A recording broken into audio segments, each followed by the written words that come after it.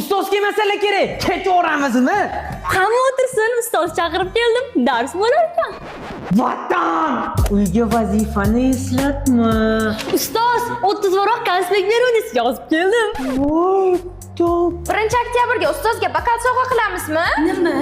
Sizlarga shuncha yil beminnat ta'lim bergan insonga bakal ravo ko'rasizlarmi? Bakkal yoniga paxta gulli choni ham qo'shib beraylik. Yomon ham paxta qo'yasan-de. Oxirgi partida kim nos chakdi? Yo ustoz, nosursin biza chakmadik. Yo'q, ustoz, bizning sinfdagi bolalar chekmaydi. Ko'zimga qarab. Qidding-ku.